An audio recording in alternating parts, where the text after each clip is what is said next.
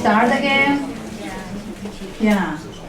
But before we start the second part of the talk, there's one announcement I want to make before I forget, because the discussion might be very heated later on. But since Crystal has mentioned the condition in Hong Kong, we are organizing a one-day forum on Hong Kong situation on December the 21st, okay, Saturday.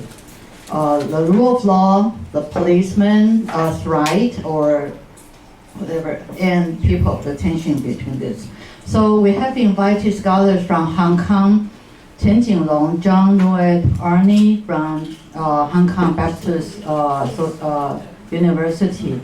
Hong Kong Baptist University was one of those who were forced to cancel the classes and evicted from the campus. He had written a book on law and cultural studies, a critical re-articulation of human rights.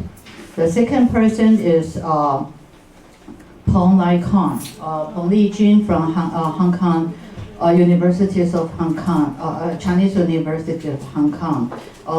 She has been working on civil disobedience and working on leftist legacy in cultural revolution and also social movement. She is from Chinese University of Hong Kong, also the major battlefield, and was cracked down by the policemen, and they were all forced to leave the campus just recently, last 2-3 days. They were all very depressed. So the second one. The third one, If Yang Chong Ye Ying Chong from the Nan University. Okay, he will be also talking about how do we face this 不知节制的运动, this without any concept of constraint, self-constraint, quote unquote. So the study of the geopolitical time and space of the age of revolution. The fourth one is a younger scholar from 香港树人大学社会学系. He has been working on this difficult, affective dilemma or confinement of Hong Kong young people. 蓝草. I don't know, it's a very colloquial term. The economic imagination. I know what you say. 蓝就是大家把那个境界或者是蓝草揽过来的揽草，菜的草。对。I'm talking if you burn with us. 对 you burn with us 那个，对那个意思。So he wants to talk about the emotional structure and discursive articulation of this Hong Kong social movement. Air conditioner? You want that one? What? The fifth one is Liang Qizhi, also a young scholar.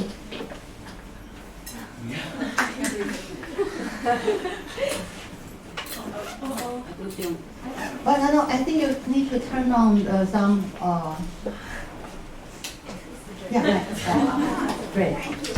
It's fortunate you didn't pull it down. Handwork is going out all over. Yeah. Liang Qizhi, he had been working on this new immigrant and also the contradiction or this tension between China and Hong Kong, but also on this the treaty on this the runaway criminal, 逃犯条例. And also he has some very thorough investigation or statistics on the people's opinion or pool of people's opinion during this movement. So he would also share with us a lot of analysis of current issues. We also have scholars from Taiwan, one scholar in law, economic, penal law, and also feminist legal studies. So she's in our university in the College of Law. She will be talking about The Rule of Law Without Democracy in Hong Kong. Another scholar from Taiwan, an anthropologist, he had been working on whether we could abolish death penalty in Taiwan. He had been working on that for a long time. And he also works on law and justice or injustice. And in recent years, he had been working on field work in Hong Kong. Okay, so currently he's in Hong Kong. The third one would be Lin Zhonghong. I think he was a Panyi student from Afghanistan. So we are still working on maybe a fourth scholar from Taiwan. So this is something that I think most of our students and our colleagues will be very much concerned with. So Bao Yi and Jun Hao, they were helping us to work on the agenda and poster and so on. So we will officially circulate the announcement by the end of November. Okay. So the whole session will be done in bilingual method. So we allow all our participants to speak in their own language, but we will do interpretation. So Lala and Martina had agreed to do interpretation, okay, from Hong Kongese to English, or from Mandarin to English, or from English. I don't think everyone knows English. So Winnie, if you want to help out, you're welcome. And Desmond, our postdoc fellow, will help us to do synopsis, okay, to write up the debate. And so you are all welcome, all right? It's a Saturday, but I think it's a very timely discussion, all right? Because that concerns also of our talk today. Who have the right to have right? Okay, whether the revolution will be unconstrained, and what would happen after the revolution, and the very tricky point in this concept of democracy, okay, and what is the real democratization of democracy, the system, okay, when and where, how the people, everyone can be able to address and speak and share in the polis, okay, even if those people who do not share the same language, they still can be politically participating the society, just like those migrant workers, okay. Yesterday they also said they wanted to participate, okay. So how could we enable them to be able to have their political space, cultural space, social space, without turning our eyes against them? So this is also Carol's concern. So shall we continue? Well, I ended my remarks, so I'm just trying to just summarize sort of something I want to cut because you have it in print anyway. The last point about the internal divisions within liberal thought that we can compromise its promises, I think, was this fear of sameness. It's not just fear of difference. Those who look different from us are scary and disruptive and disorderly and dangerous, but that those who we wish to keep at a distance but fear because of their sameness. And you see this in the discussions over racial, ethnic cleansing and genocide and things of this sort. And I just wanted to quote one quote from one psychoanalyst who has worked on the issues of ethnic cleansing. And he says that the foreignness of the person who's being ethnically cleansed, his foreignness is not due to the fact that he or his other that he is other or comes from elsewhere. Quite the contrary, Ben Salama continues, he is rather someone closely intermingled with oneself, an integral part of oneself. All the ravages of identity problems arise precisely out of this condition in which foreignness has emerged from the greatest possible intermingling of images, affects, languages, and references. The purifying, avenging rage associated with ethnic cleansing is set not on vanquishing the other or driving him out, but on mutilating and exterminating him as though it were a question of rooting out the foreign body and extirpating the body the foreigner is attached to within one's own self. So it's saying this, and I'll go into this, the reason I'm emphasizing this quickly now is that when we're talking about Thomas Brannigan, who I now want to give a specific example of these conundrums that you see in fairly radical Enlightenment thought at the beginning of the 19th century, right in the shadow of the Haitian Revolution as part of U.S. white response to the Haitian Revolution. A lot of this is not so much the fear of someone who is foreign, but the fear of something inside of oneself, that which one desires, one's desiring self, that needs to be extrapolated. And I will now try to lay that out in some historical concreteness. Now, I want to start with a quote from James Baldwin, one of my favorite writers. Americans became white because of the necessity of denying the black presence or justifying black subjugation. For a concrete, now can you hear me? You will do your upper body exercises if you can't, right? For a concrete historical example of Enlightenment liberalism's simultaneous fear of and desire for the constituting other, the enslaved African, I turn now to the writings of Thomas Brannigan, an Irish emigre to the United States and a prolific political commentator. And I must confess, I have long thought of him, of Brannigan, as my own personal crazy Irishman.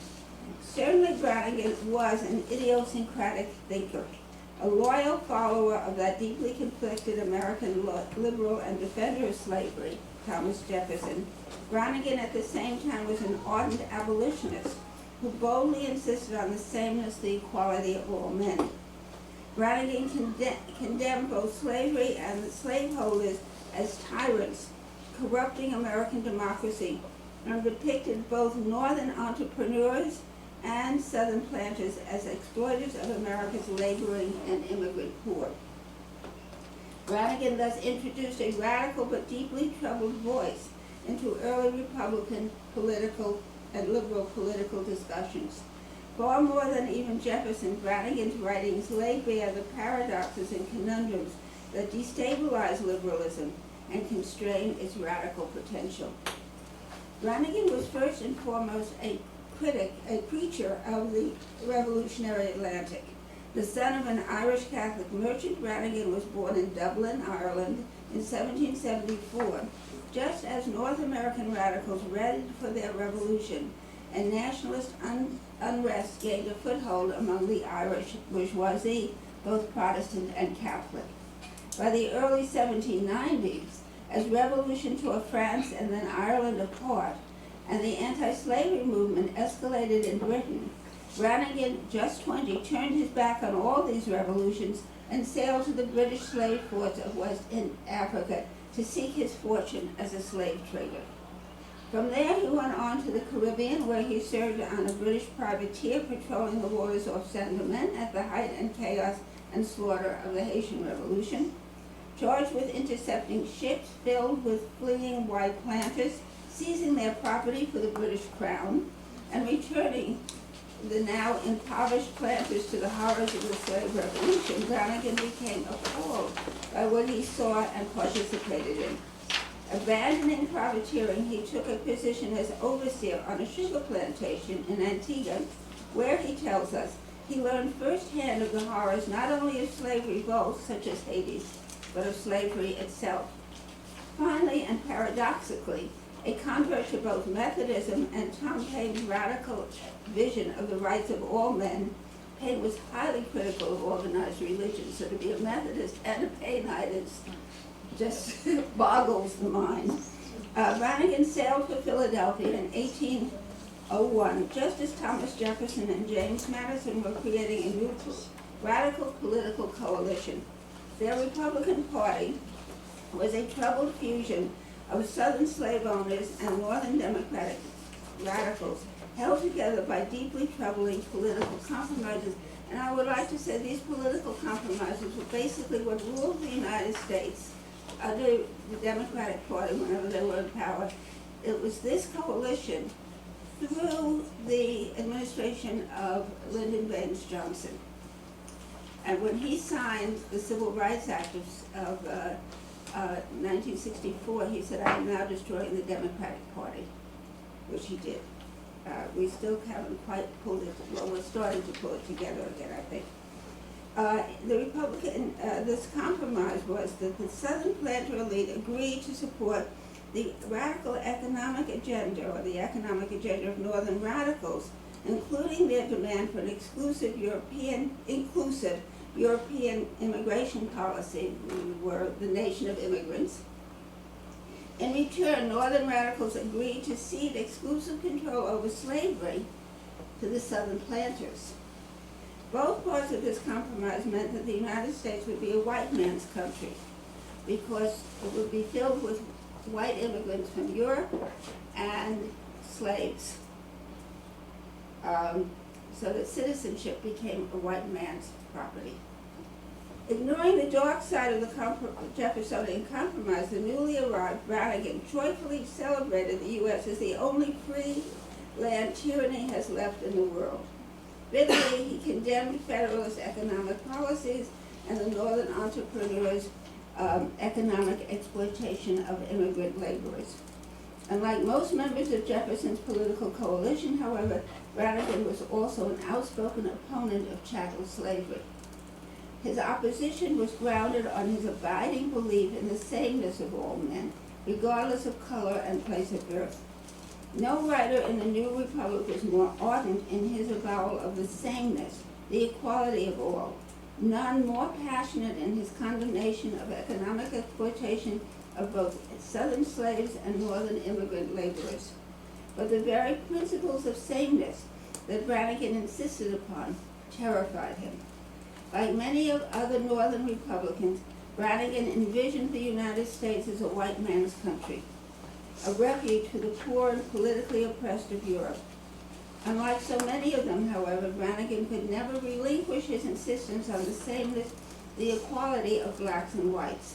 Racked by ideological and political contradictions, Brannigan rhetorically projected these contradictions onto a racist and sexualized imagery that represented mixed-race persons as mongrels, a sexual gangrene that threatened American purity. Slavery, so he's taking political and economic issues and projecting it onto racialized bodies. Slavery obsessed Thomas Brannigan, its cruelties, of course, but even more its violation of the rights of man. Between 1804 and 1805, the very years that saw the apex of Jeffersonian democracy and simultaneously the birth of the first modern black, independent black nation, Haiti, Brannigan published 4 books outlining the evils of slavery and celebrating Africans' love of liberty. 2 were straightforward political tracts that condemned slavery and warned of the dangers slavery posed to the U.S. Republic. And 2 were pastoral poems fused with heroic epics that celebrated Africans' nobility, love of liberty, and military prowess, and condemned the cruelty and tyranny of all involved in the Atlantic slave trade. In the first of his anti-slavery tracts, his preliminary essay on the oppression of the exiled sons of Africa, published in 1804, Brannigan detailed the horrors of the slave trade in Africa, the Middle Passage, and on Caribbean plantations. Boldly he insisted that, as quote-unquote sons of Adam, African slaves were partakers in the same nature and have the same facilities, faculties, and powers, the same sensations and feelings with us. As boldly he condemned slave traders and slave owners as heartless, inhuman tyrants and destroyers of men's natural rights. But three discordant aspects of his argument attract notice. First, as we see in his title, Brannigan insisted on referring to enslaved African Americans as exiled sons of Africa, as Africans, unhappy exiles longing to return home. It is as Africans that he vindicates their natural rights to liberty and security. Never once does Brannigan refer to them as Americans or as African Americans. Never once does he suggest that they had a right to citizenship in the country where the majority of them, but not Brannigan, had been born, and through whose labor over the centuries had greatly enriched white America. Second, by deploying the apolitical rhetoric of pathos and the pastoral to represent enslaved Africans as suffering victims, the book's dominant tone, Brannigan leads his initial focus on Africans as bearers of equal political rights. His writings thus fall into a pattern increasingly inscribed by 19th century white abolitionists. Appealing to the sympathies of their readers, abolitionists represented slaves as victims of inhumanity rather than men tyrannically denied their unalienable political rights, and thus as equal sharers in a universal liberal political brotherhood. Lastly, writing as the Haitian Revolution came to a violent end and Haiti emerged as the first modern black state, Brannigan amazes us by never alluding to that revolution or to the brutality of slavery in Saint-Domingue, claiming rather that, well treated by their masters, Saint-Domingue slaves were orderly, sensible, honest, and faithful. Now, what are we to think of this fantastical misrepresentation, the obliteration of 10 years of brutal, destructive warfare in the world's richest plantation slave colony? A warfare that ended with the establishment of the first modern independent black nation. We should note as well that Brannigan not only effaces the Haitian Revolution, which really was a masterful stroke in 1805, he makes few references to slavery in the U.S. South. He thus displaces the savagery of both U.S. slaveholders and the slaveholders of Jefferson's closest foreign ally, France, onto British and Dutch slaveholders, whose brutality and harmlessness he details elaborately. Is this the Jeffersonian poetics that radical Irish emigres adopted as part of their immersion into U.S. party politics? A poetics of displacement, effacement, and denial concerning the issue of slavery and the rights of African Americans? At the same time, his preliminary essay is filled with dire predictions of violent slave revolts. Is the success of Haiti's Revolutionary Army, is an independent black Haiti too fearful an image to inscribe in a white American text? Brannigan's full-length poem, Avenia, or a tragical poem on the oppression of the human species and infringement on the rights of man, written in imitation of Homer's Iliad, published the very next year in 1805, reinscribes this conflicted pattern.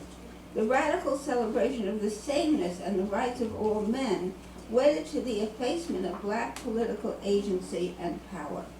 Written in the shadow of the victorious Haitian Revolution, it undoes that victory by telling the tragic tale of American slave traders' invasion of a peaceful African nation, the rout of its freedom-loving warriors, and the enslavement of its people, all in tones of horror and pathos. In the stately passages of an 18th century pastoral, Avenia begins by presenting Africa as a pre-lapsarian paradise, a land of boundless natural riches and innocence, where slavery is unimaginable and the inhabitants as noble and beautiful as their land.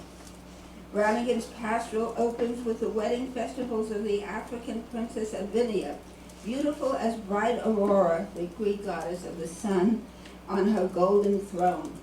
During the joyous feast, sable nymphs advanced the scented mead, and joyful youths enjoyed the show, until the serpent enters the garden in the form of American ships bent on invasion and enslavement. While Africans fearless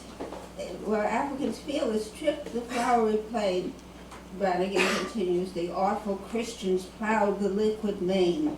Guide the painted dungeons through the rapid tide, they approach the shore as mighty serpents glide, as their red eyeballs shoot a vivid flame, thus fierce Columbia's sons degenerate go to Afric's coast, red ministers of woe. Through deception they seize the hapless bride and murder all her swains. This scene of slaughter transforms Avinia from a pastoral to a heroic epic. Modeling the rest of his poem on Homer's Iliad, Brannigan presents Africans as noble Trojan warriors reborn, valiantly resisting cruel and duplicitous American invaders. Parallels to the Iliad abound. Like the Greeks, the slave traders approach a rich and peaceful land from the sea, intent on plunder, rape, and enslavement. Their painted dungeons echo the Greeks' hollow boats. African leaders double Troy's noble defenders. Brannigan's aging African king, who interestingly remains nameless, doubles Priam, his wife, also nameless, the grieving Hecuba, their eldest son, the heroic Hector. Here Brannigan presents his African prince, fired with fury to the fight he flies, keen flash the flames and lighten in his eyes, from his eyes. Fearless of death, he views the Christian band, pants for the battle, and the war demands. This was scarcely white liberals' image of enslaved Africans, so often represented as craven, ignorant, and unworthy of citizenship or liberal political rights. Terrified by the Africans' military prowess and courage, the Christians resort to treachery. Challenging the prince to single combat, the leaders of the American slave traders orders an underling to kill the prince by stabbing him in the back in the midst of the combat. Bravely the Africans fight on, but daily new American slave ships arrive until the sheer numbers of the slave ships overwhelms African resistance. Rape and mayhem follow. The king and his queen are brutally slaughtered, their city burnt. Ironically, the scene Brannigan presents closely resembles white representations of the violence that surrounded the fall of Le Cap at the end of the Haitian Revolution, which I will discuss at some length on Wednesday, so remember Brannigan when we get there. Only now it is white Americans play the role of the savage Africans, their innocent victims. Here infants bleed before their parents' eyes with piercing shrieks and lamentable cries. Held by their feet, the ruffians whirl around and dash their battered brains against the ground. Some pierce the children with a ruthless spear. Each roof reverberates with female cries. All, not killed, are enslaved. This is quite a telling move. Not only does Brannigan position his brave Africans as heroic surrogates in one of Europe's great classical dramas, at a time when Trojans, and most especially Hector, were perceived in particularly romantic light. Even more daringly, he depicts Africans as white Americans depicted their country's founders, battling for freedom against tyrants seeking to enslave them. Indeed, this was how white radicals in both America and Europe saw their own struggles, as revolutionaries battling the invading armies of Britain, Austria, and Spain, willingly sacrificing their lives to preserve their freedom. In this way, Brannigan inscribes liberty-loving Africans into white liberals' revolutionary narratives, with the price of representing white Americans as